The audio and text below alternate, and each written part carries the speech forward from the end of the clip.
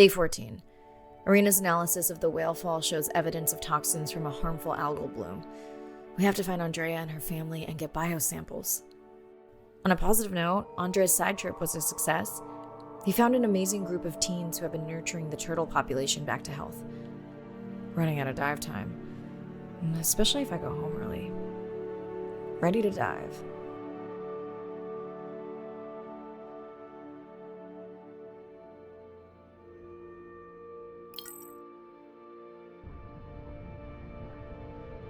I'm in and okay. This area looks so different at night. I used to love diving in the moonlight.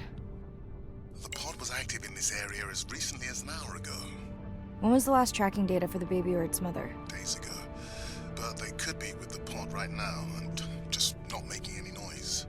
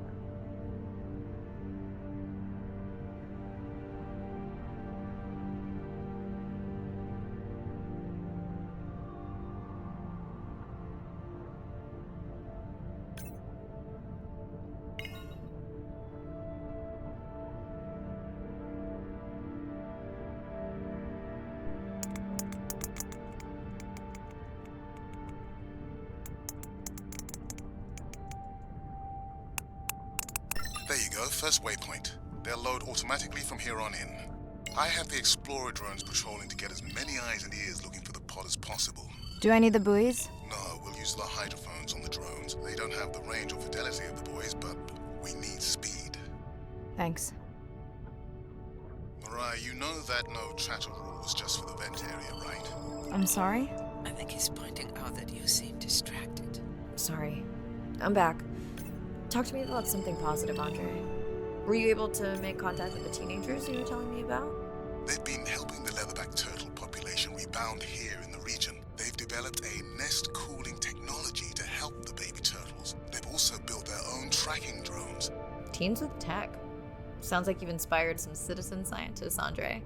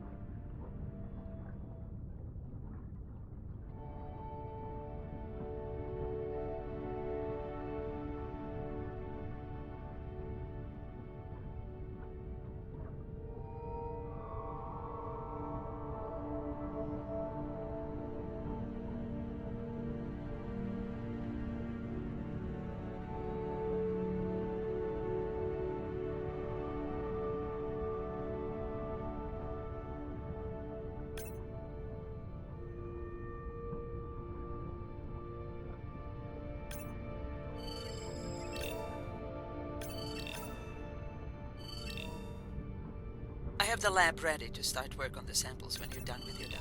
How quickly will you get results? We can do initial screens quickly to narrow things down.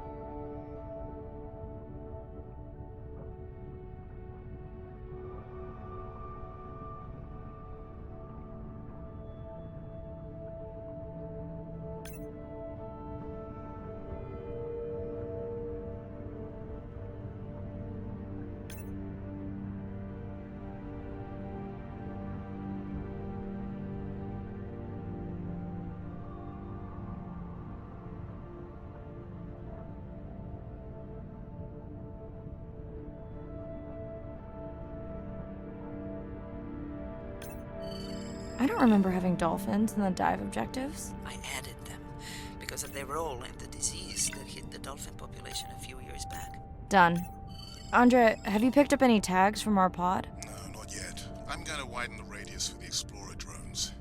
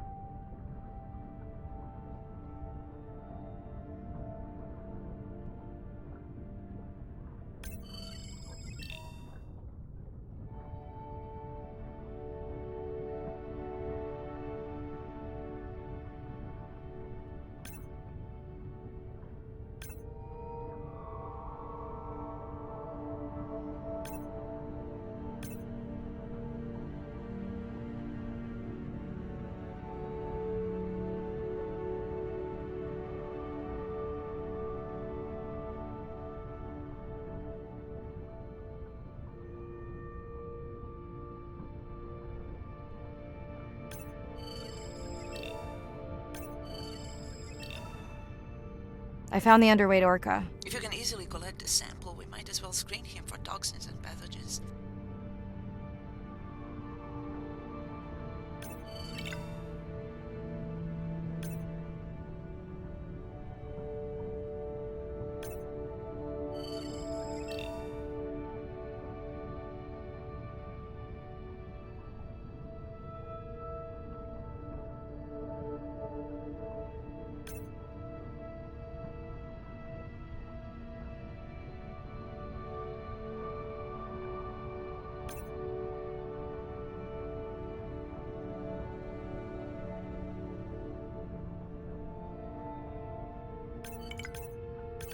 Have you decided whether or not you want another dive back at the brine pool? With everything going on, I really hadn't had the chance to look at the schedule, but I would always say yes to that. Right.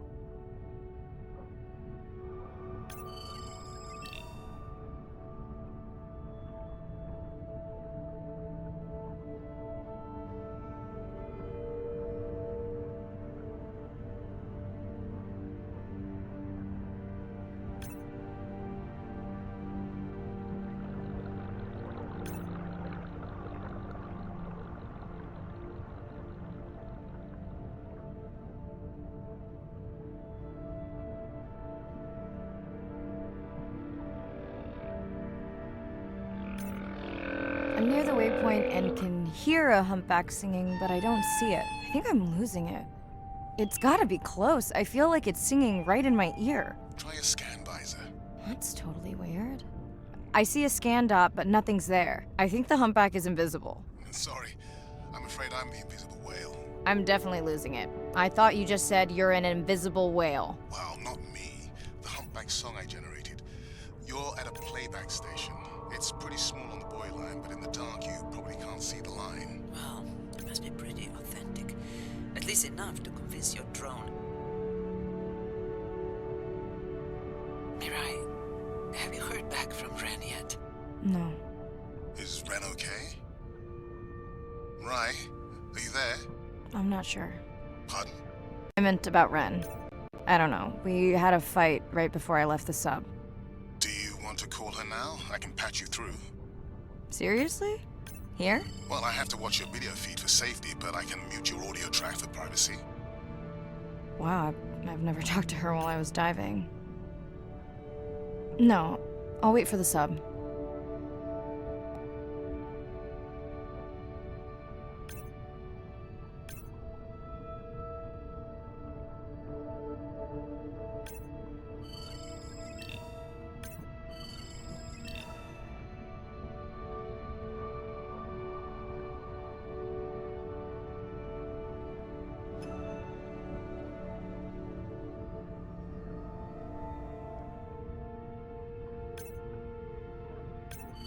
Okay, Mirai, you're on. The drone on the outer patrol just picked up several sperm whales on visual. Thanks. No sound alerts at all. They're being awfully quiet.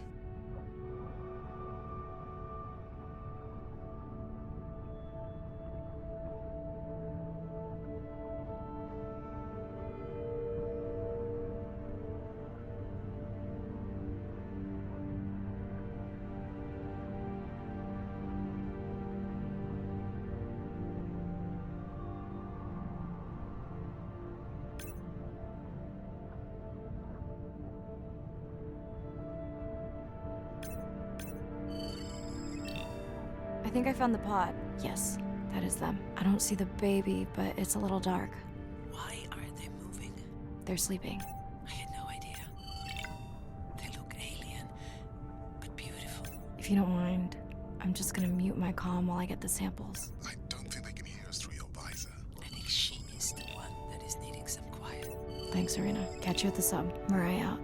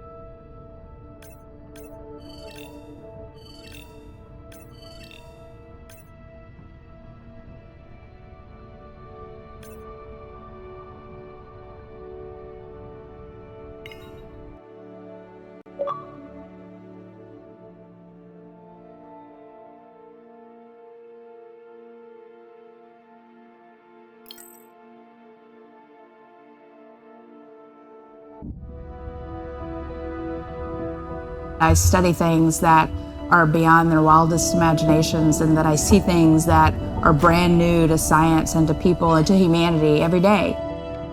I'm at home in these kinds of environments. It's funny, I'm more comfortable here than I probably am on the outside. It wasn't just that I was meant to be out on ships. I was supposed to be in the bottom. I was supposed to be in the deep water. I was supposed to be doing those things that nobody had ever done before. It completes who I am. Being a deep sea scientist, it does require sacrifice. I mean, we're away from our families for weeks on end, sometimes months on end. It's a constant struggle because you miss parts of your kid's life. My oldest daughter was about to turn 3 when the oil spill happened in 2010. I was at sea a lot. So between 27 months and 36 months, I was gone probably more than I was there. When I came home after a 5-week stint in the Gulf, she came running up to me in the airport. She had transitioned from a toddler to a little girl, and the little girl was gone, and there was this other person there. And you don't ever get that back. It was a decision. I was just like, okay, I'm gonna miss transformations, I'm gonna miss really important things. Is it worth it?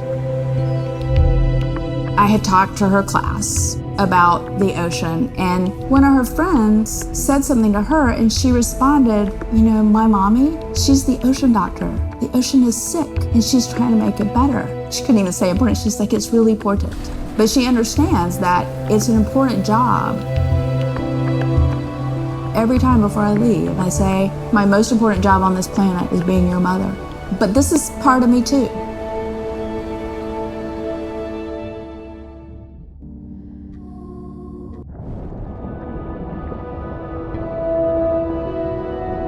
Hydrothermal vents are located on the seabed, often in deep water, but sometimes in shallower water. And they form in areas where new oceanic crust is being formed. You can have 400-degree water here and 2-degree water over here. It's an accelerometer for chemistry, and you can form organic compounds in the absence of biology. Everybody's interested in vents because of the metals, including humans. But the metals are sort of the nuclei for life. When you think about what's required for life, you've got to have an energy source, you've got to have a system that's able to utilize that energy source, and the organisms sort of co-evolve with the rock. And in my mind, that's probably how life originated.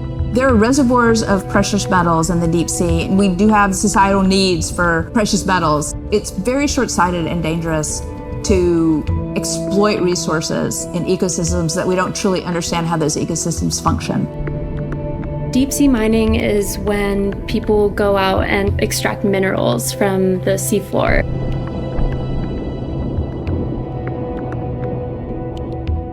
People do this because a lot of the minerals that we have on land are actually being depleted, like copper and zinc, so we're looking to the ocean to get those minerals. We want these minerals for solar panels primarily, and we want them for cell phone boards. It's necessary to advance society and get us off fossil fuels. We simply have no idea about the environmental consequences of a lot of these actions that we're taking in the deep sea. We have tended to go for the quick benefit and we'll deal with the consequences later. Well, I think that has caught up with us. We don't know enough right now to effectively, selectively mine the deep sea without catastrophic consequences. The science has always lagged behind the industrialization. I would like for once to see the science ahead of the industrialization and have the science define the limits of the industrialization.